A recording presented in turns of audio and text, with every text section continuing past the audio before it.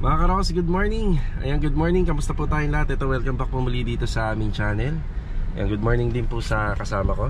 Ayan, good morning. Good morning. Iyon Ayan, ito yung update ngayong umaga mga karokas. Bali, meron daw bagyong pumasok dito sa Philippine Area of Responsibility. So, hindi maganda yung weather natin. Asahan na natin ngayong umaga, ngayong araw po ng Biyernes. Sana natin ngayong umaga ganito yung weather hanggang hapon. Ayan, good morning po sa ating lahat. Keep safe everyone. So project update tayo.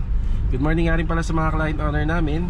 Papunta muna ako ng Anyana project para makapagbigay po ng konting update sa mga ipinagawa ko po at pinauna doon sa project natin sa Anyana Bel Air East. Ayan, bali meron akong unang pinauna pero hindi yun part ng trabaho natin. Kumbaga parang pinatanggal ko muna yung mga kalat po doon, pinasegregate ko. Pero check pa rin natin kung meron pa silang ibang nagawa pa bukod pa doon sa unang ipinagagawa ko sa kanila. Tapos dito sa Riego de Dios project, ayan, tuloy-tuloy lang din naman po yung application ng masilya at saka nung sa electrical and ceiling. Si Kuya Boy pinull out ko po muna ron at dinala ko muna sa project natin sa phase 6. Kasi malapit na tayo dun sa preparation po ng, ng finishing stage dun sa magkatapatang project natin. Tapos pinapa-assemble ko na rin po yung gutter natin para dun sa project natin sa phase 6 din. Yung banda dun sa likod, tsaka yung iba pang mga kailangang installation at tsaka mga finishing, retouching and overall paint. Mga karoon, samahan niyo po muli kami ngayong maulan at maambon na araw, ngayong araw po ng Biyernes. Enjoy watching po. Let's go. Tara. Nandito tayo sa Anyana Bel Air East Central. Yan, good morning sa aming mga client owner. Marvin, makisuyo ng sounds. Yung sounds. Yan, ito yung sitwasyon dito. Naambon lang. Tapos kahapon, isa to sa mga ipinagawa ko po. Pinatanggal ko yung kalat. Then schedule po tayo sa Akot ng Panambak para dito.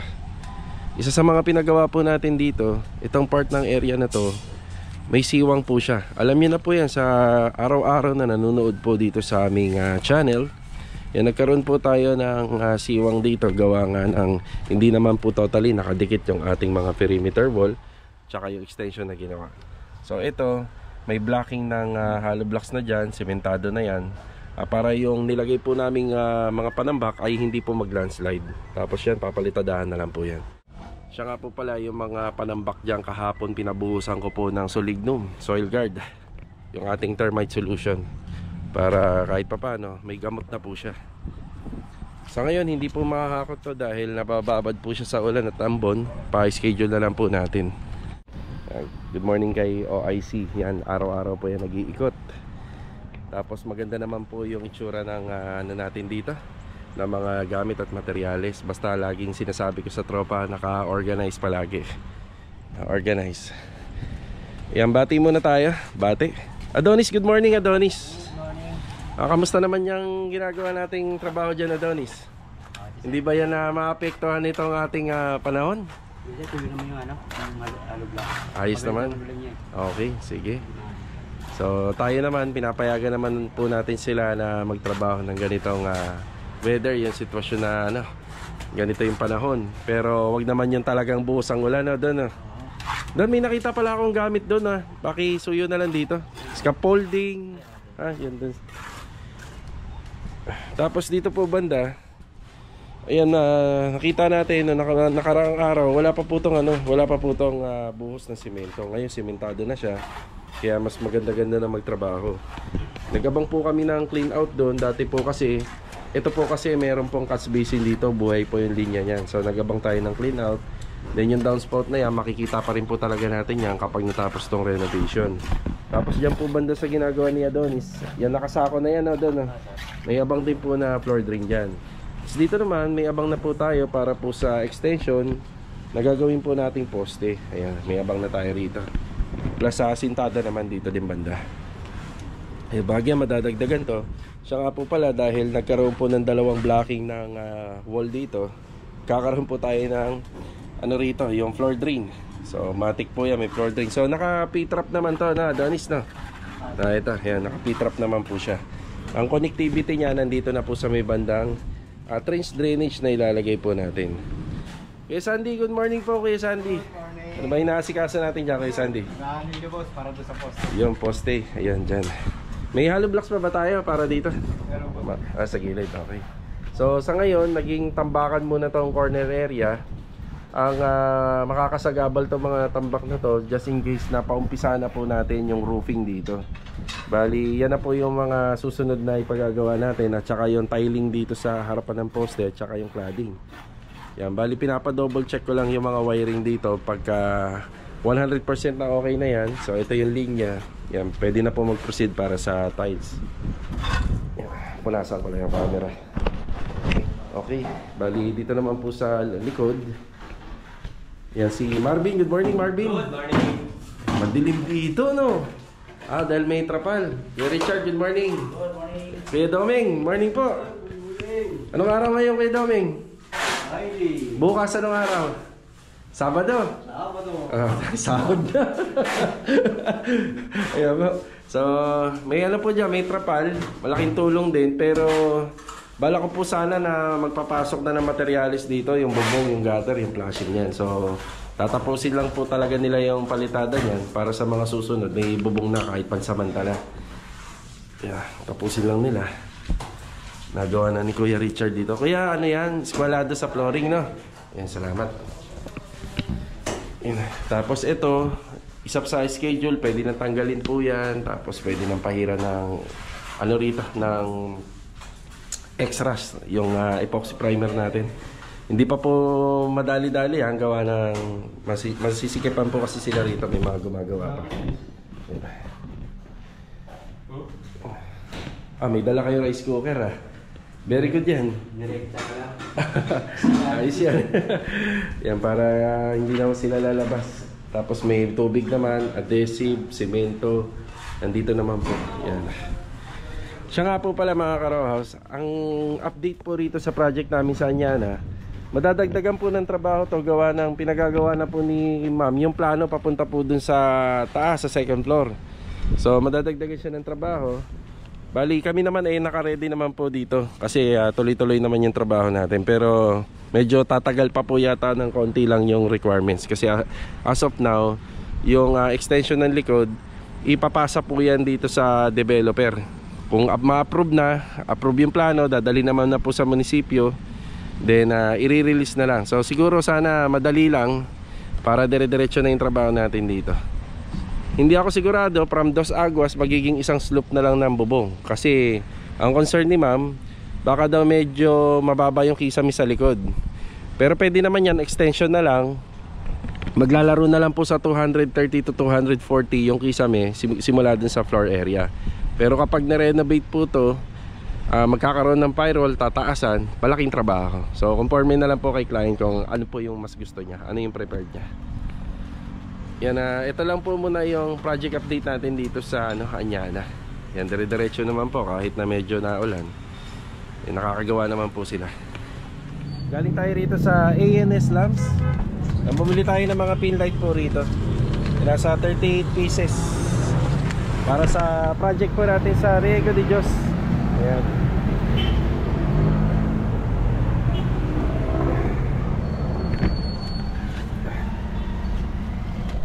Yan, kailangan po natin ng unang materials na pin light kasi maluwag naman po yung area. Ang problema pagka ganito pong mga panahon, yan, kailangan po natin ng pin light na. Pero yung mga center light nito at saka yung iba pang mga materials na ilaw kagaya ng mga pendant light, bali personal na po namin pupuntahan ni client dito. Ayan. Bali personal po sila mamimili, sasamahan ko po sila. Ang pin light lang para sa mga TNB, dalawa yung TNB doon. Tapos yung din, yung para sa 4 bedrooms, sa dining, sa living space. Ayan.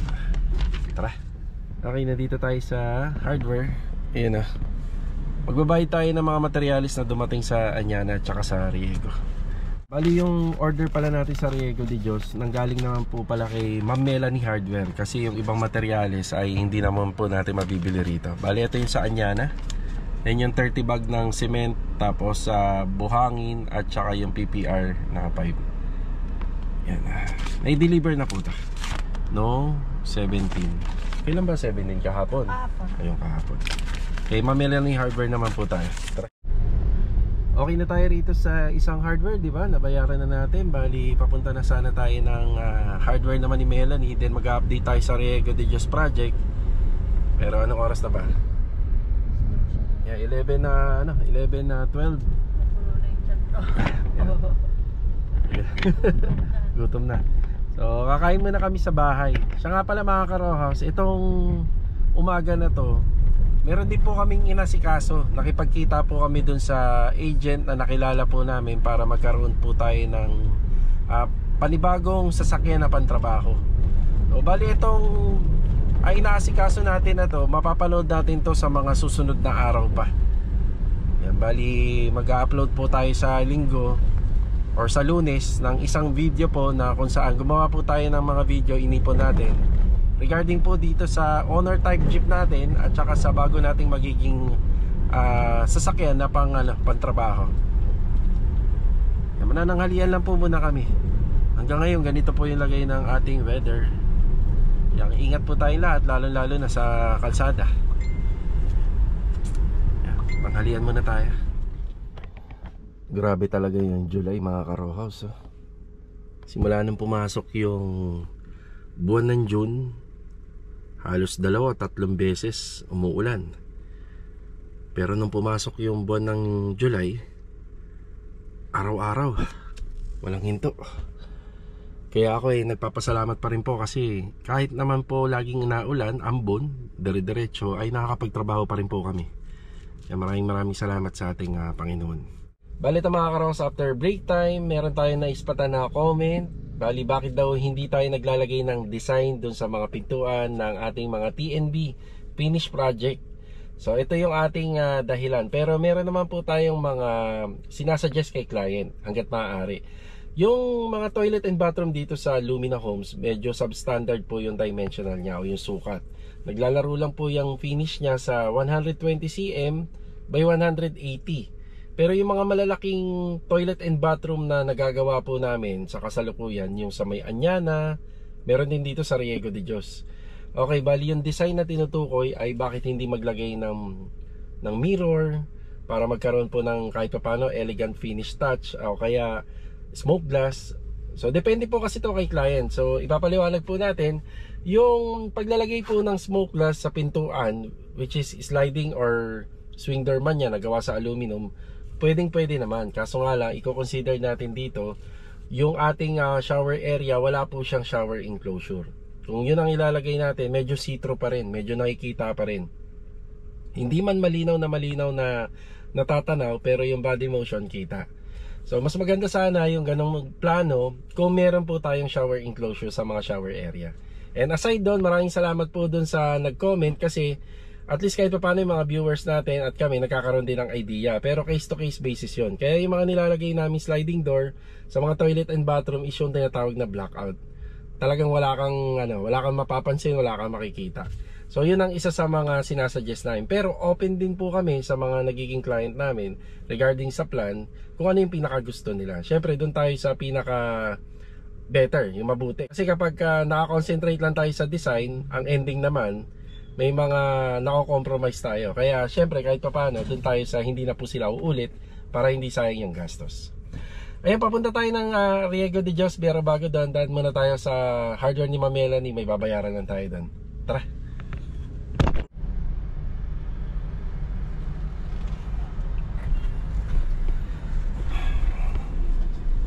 Kahit yung hardware kapag ganito yung panahon patay din ang negosyo. Okay na tayo rito kay Ma'am Melanie. Ang binayaran natin dito 3 resibo. So ito yung una, yung metal paring. Ayan, nag-additional kasi tayo na metal paring doon. Tapos kahapon may nakita kayong boral. Ito yung boral. Tapos kaninang umaga may kailangan yung tropa doon, 2 galon ng thinner. Ito yung mga kailangan ni Kuya Philip noong nakaraan. Yan Tapos blind rivets, yan 5 box. Tapos 20 pirasong liha number 80. Yan. Diretso tayo sa Riego de Dios. Tara. Habang nasa biyahe tayo, ito si Bilog to. Si Bilog nga. yung mga gamit niya doon sa ibang phase ng project natin sa Lumina, kinuha niya na muna. Gaya nito, nagbabike.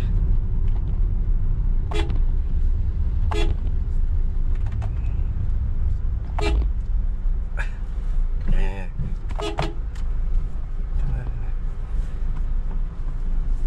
Kukunin natin saglit yung ano, yung gamit niya. Ilagay mo yung gamit sa likod. Mabigat yan.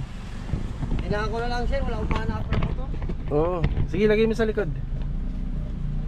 Kita mo, nahirapan tuloy biyahe. Dating nakamotor yan siya bilig. Sige, pagkasyahin mo dyan para hindi ka mahirapan magbike. Okay na, lag. Dahan-dahan mo lang isara ha. Tara.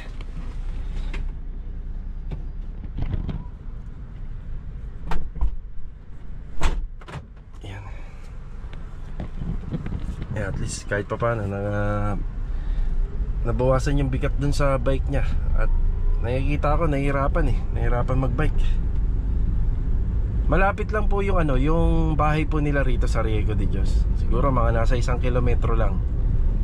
Yun nga lang, kumuha pa siya ng gamit dun sa phase sa Lumina. Hindi ko alam kung sa phase 5 yun or sa phase 6 siya kumuha. Yung tropa kasi may kanya-kanyang gamit yan kapag ka nagtatrabaho. Yan, tapos na siya sa ceiling rito, ceiling works. Kaya proceed na po siya sa tiling doon sa second floor. Yan, saktong-sakto nakasalubong po natin siya rito. Yan. Okay, dito na po tayo. Bali yung tungkol sa electrical, halos ilang percent na lang to matatapos na. Meron nga lang po kami mga konting karagdagan pa rito, pero hindi po muna natin pinagawa ng itong sa tiles. Yan, meron tayong tiles dito, tapos doon naman medyo makalat pa ng konti. Ay isa-isahin natin yan. So nga pala, baka magtaka kayo bakit may switch dito. Nag-request si ma'am ng 3-way. Gusto niya itong part na to. Yan, merong switch button dito para hindi na po kailangan pumasok sa loob. Maliwanag na kagad. Yan. Yan, bate. Kuya Philip! Good afternoon, Kuya Philip. Tsaka kay Rusty. Good afternoon, Rusty. Good afternoon. Yun, ganda na lang pader natin, ha. I-grinding wheel mo na. Masahin ko lang muna. Medyo na to, pwede pa ba? Pwede pa po, matalim pa po. Oh, sige. Yan, mag-iingay si Kuya. Mag-iingay siya. Maghahasa. Si Bilog, good afternoon, Log. Good afternoon. Bayad na to. Ito yung binayaran ko kanina. Galing doon. Yung pink nga lang, yung naiwan dito. So, layout na, may mga tansi dito. Yan na. Ito, pero dito na lang tayo mag-umpisa. Kasi dito yung naman. Sige, ang gagawin natin. Sige, pili tayo kung saan. Bali, okay na kami rito. Siya nga pala, sa mga gawa po namin sa ibang unit, dito magtataka lang kayo kasi dito may handrail dito. Tingnan nyo yung location ng yung design ng hagdanan. Bali, dito mapupunta yung opening yan. Kaya tinatanong sa akin ni Bilog kung saan daw siya kukuha ng isang buo. Ang sabi ko, dito na lang. Dito mag-uumpisa yung isang buo ng tile. Kakaroon tayo ng konting siroho dyan, makapal pa, kaya maganda pa tingnan. Kasi pag mangyayari, pag akyat, siroho kagad. Kailangan sa mga opening ng stairs, isang buong tiles kagad yung nakikita. Ito naman po kasi may handrail po dyan. Kaya may handrail tayo rito. Kaya okay lang na medyo may siroho ng konti. Wag lang manipis kasi kailangan medyo makapal para maganda pa rin tingnan. Yan na yung layout ng tiles namin dito. Tapos may mga bahay po talaga. May mga bahay po na sadyang minsan wala po sa eskwela yung pagkakagawa. Kagaya ng mga bahay dun sa Phase 6 sa Athena. Yun, halos ganun. Kaya kapag ginawa yung extension, eskwelado naman pero makikita sa tiles may diferensya. Pero kami, mas pinapriority namin yung sala. Halimbawa, may diferensya sa ibang part. Sa sala kami naglalagay ng eskwela. Kasi yun ang mas madalas makita. Yan. Yan na yung layout dito sa Riego de Dios. Bali, tatlong tao lang po muna ang gumagawa rito. Masilya at saka ito. Preparasyon. Kasi sabay lang po talaga tayo sa sa weather.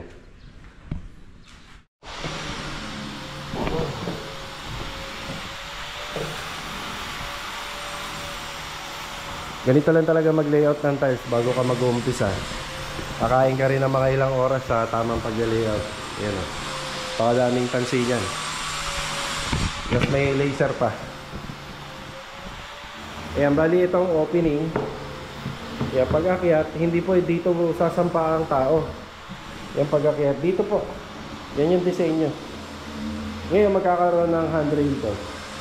Sa usapin ng installation ng tiles, kailangan na po dito mag-umpisa yung isang buo na makikita natin. Tapos makikita nyo naman sa hulog ng partition, nandito na banda yung divider. Pero ganito, isang buo pa rin ang gagawin namin dito. Dahil kadalasan nakikita nyo, dito yung isang buo, yun nga lang, magkakaroon ng siroho rito. Ano lang, okay na. Dire-diretso na yan. Ang magiging... Yan. Yan, buo na rin yan.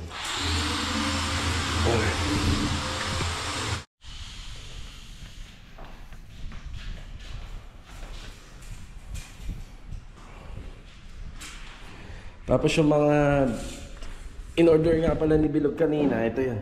Yung mga box ng rivet. Siya na yung mismong kumuha dun sa hardware ni Mamela ni kanina. Para sa ano po yan, partition. Tapos yung ibang kailangan po na pinasuyo natin kay Bilog kanina, yung mga liha ni Kuya Philip. Kuya Philip, dumating yung liha mo? Wala nga lang yung acrylic reducer, no? Wala pa. Oo, wala akong nahahanap eh, pero hanap ako sa iba. Boss, yung sticker tsaka nag-asatid parang Okay, sige. Paano natin, tsaka yung maghihan na lang ako panghasa sa kanila. Sige. Para pag-grinder na. Oo, sige.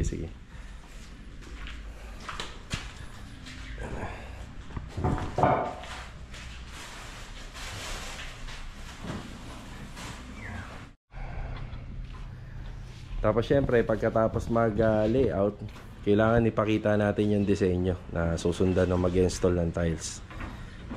Yan, kita na kagad, Log. Kita na. Dito, Bilog. Dito ka magdudugtong. Yan. Yun. Dugtong kagad, di ba?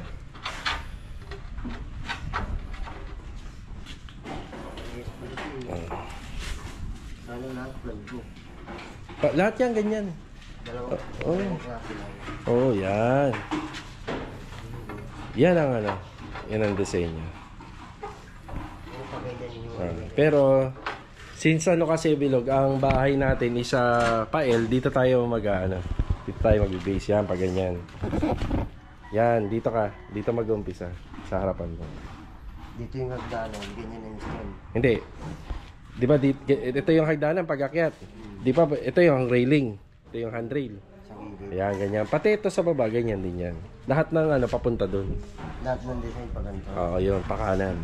Ganyan na lagay niya sa taas. Oo, ganyan na din. Kumbaga, nandito na yung handrail. Ayan, nandun na. Okay na yan. Yan, ganyan ha. Pati rin dito, pagpasok ng pagpasok dyan, pag ganyan, yan na kagad ang bubungad dito. Yung isang ganito na. Yan. Pero sa taas, sir, ganyan na ganyan din. ganito rin siya. Ito na yung sa gilid ng pader. Ito na yun.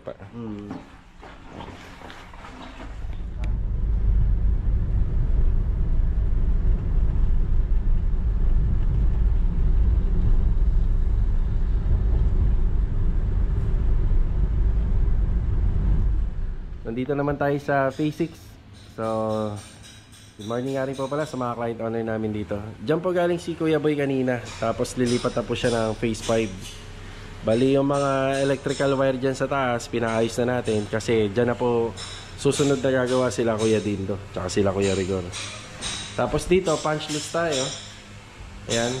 Sa harapan, halos wala na akong masyadong ipagagawa rito. Maliban na lang dito. Ayan.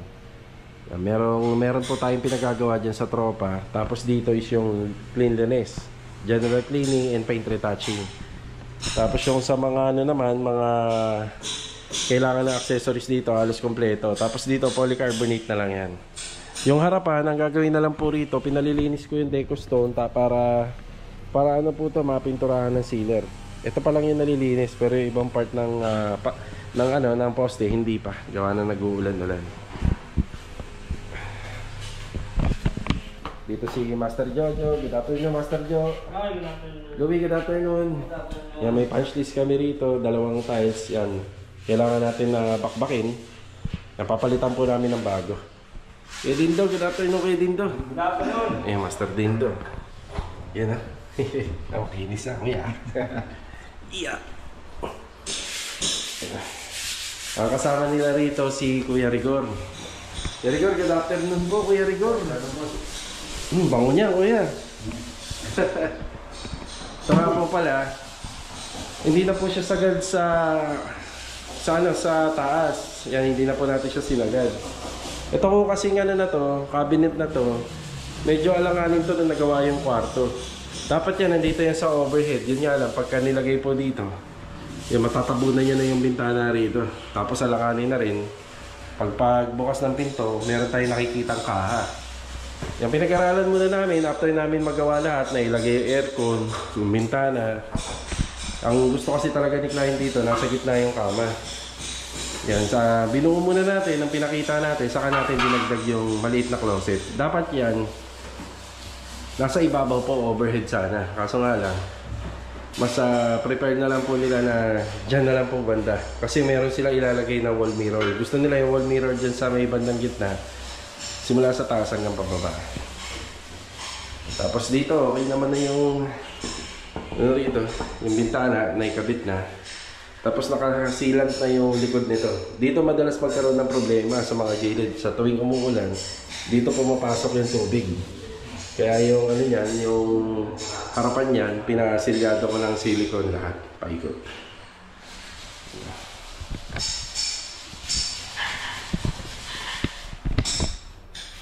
Puspusa na yan, Kuya. Ito kaya kulay nito. Kakulay po lang hagdanan. Yan, opo. Yung papagitan nyo. Aba. Basta i-primer mo lang muna. Tapos pinababalik na natin yung mga outlet switches. Ayan.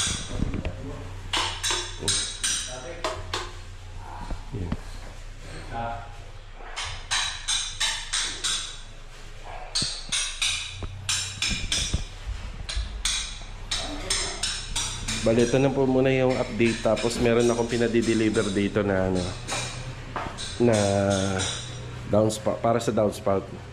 Yan, para yan ay naka-attack na dito. Hindi ko nga pala na-video, mukhang nakakabit na yung ano, gutter. Jo, okay na yung gutter, no? Nakabit niya na ba? Nandun? Downspout na lang, no? Kaya akit muna uli ako. Para maipakita dito sa vlog. Yan, nandito na ako kanina, hindi ko pa na-video. Yan. Yun. Bali, ang gutter na yan, stainless na po siya. Smoke na 304. Yan, medyo malaki yan kasi lahat ng tubig dyan na po babagsak. Tapos, ang hindi na lang po na ikakabit dyan, yung downspout papunta doon sa drainage. At saka itong, yung PVC na 1/2 na blue papunta doon sa drainage. Yun na lang hindi nakakabit. Tapos, lilinisin na lang yan. Then, waterproof, halos tapos na.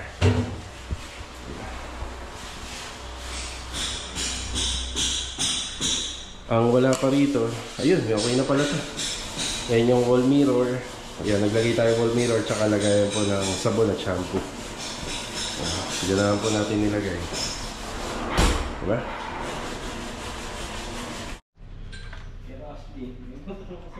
Oo. Okay, ito muna yung update natin ngayong araw po ng Biyernes. Yan yan, natural lang to. Bali, patapos na kami pero kita nyo naman. Binabakbak. Sabihin nga natin kung bakit mo binabakbak yan, eh. Sabihin natin kung bakit mo binabakbak. May pasag. Hindi, ano to, may ano, hindi, pero may tabas siya. Ay, may ano mo. Oh, ano? Tinamaan ng grinder. Oo, tinamaan ng grinder. Ganito kasi yan. Nung nagtatail si Louie rito, Ako naka-grinder? ikaw yan eh. Tingnan mo ha. Ikaw nagtatiles ka ng ano, CR, di ba? Nandyan yung grinder mo. Ayun. Sige, Doon ako nag-grinder. doon ka ba? Sige, grinder yun eh. Dapat bintalan pa si Louie. Di ano kasi ito mga karos, dapat pag halimbawa yung grinder kasi talaga minsan pinapasok dito sa loob, hindi may iwasan. Dapat talaga may sapin, di ba no? Kasi kadalasan kasi pag nakabukas, pag bitaw, umaandar pa yun eh. Ngayon pag napag dito sa flooring, gagano niya ng bahagya, no? Ayun, ano siya, gagas-gas. Yan tuloy si Louie nagawa. Yan, kapag may gas-gas to, ito naman may ano to, may basag. Yan. Kaya ngayon pa lang, papalitan na po natin.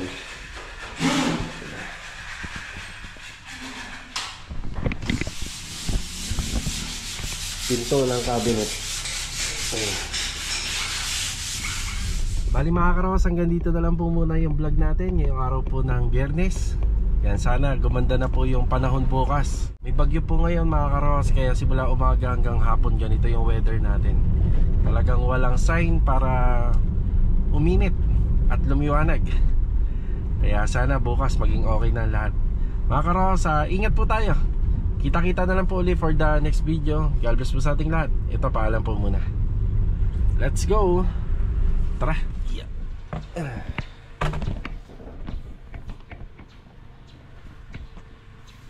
Pinakakabit na po natin yung downspout.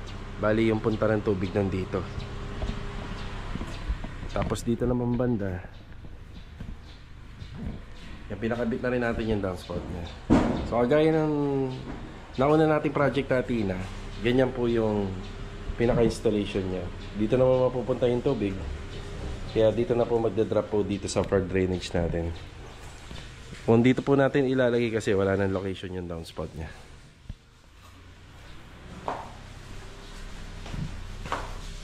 Okay na yung isang tiles dito. Ayan, nakakabit na. Tapos yung isa na lang. Halos tapos na. Yan. Okay.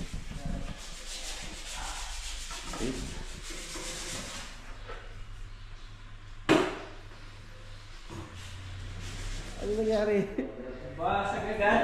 Ala, nabasag pa ni Louie. Nakaiba yung kulay. Okay. Sige. Dito alam ko pupukay na bakit? Ay, oo, ayan. May lamat kasi siya. Yaman na. Dito nagpupuk. Ano tayo ng bago? Yeah. Pero bawasan mo na yung mortar mo para hindi ka na magsisinsil bukas.